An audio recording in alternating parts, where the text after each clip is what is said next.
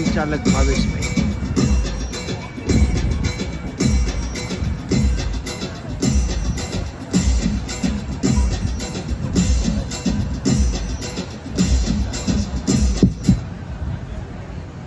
અશોકભાઈએ જે રજૂઆત કરી એ મને આપણા જમાઈએ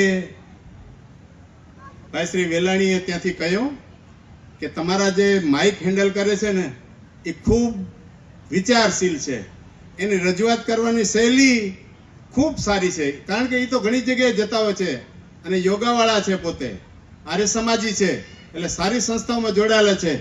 એટલે ભાવેશભાઈનું અશોકભાઈએ કહ્યું એ હિસાબે સન્માન થવું જ જોઈએ લક્ષ્મીનારાયણ સ્વરૂપે. સાથે સાથે કહી દઉં દાદાની કેવી દયા છે.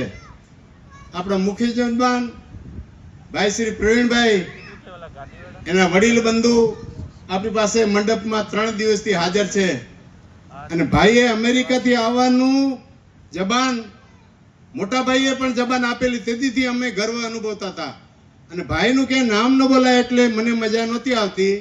મેં તુલસીભાઈને સાથે લીધા, આપણા કુબેર ને રસ્તો બતાવે ને એને, એટલે તુલસીભાઈને સાથે લઈને ભાઈને રિક્વેસ્ટ કરી કે ભાઈ તમારું નામ બોલાતું નથી ને એટલે મજા નથી આવતી. તો ભાઈએ કહ્યું ભાઈનું જે દાન છે ને એમાં હું સાથે જ છું. મેં કીધું ભાઈ તો નામે છૂટે ને. એક પણ દલીલ કર્યા વગર મને કે શું જોઈએ? મેં કે તમે જે બોલો એ જોઈએ, અમને 2 ભાઈને માગવું નથી. 5,11,000 નું દાન અહીંયા અમે ઉપર બેસાડ્યા એના પહેલા એમણે આપ્યો છે. આ દાદાની દયા છે. દાદા હાજરા હજુર છે. તમે કોઈ પણ કામ કરશો, હવે આપણે અટકશું નહીં, આપણે બધા સમર્થ થઈ જશું. આપણા જે ગુજરાત વાળા ભાઈઓ કહે ને બેન, આપણે અહીંયા કહી ગયા કે દાદા અમને એવી શક્તિ આપે.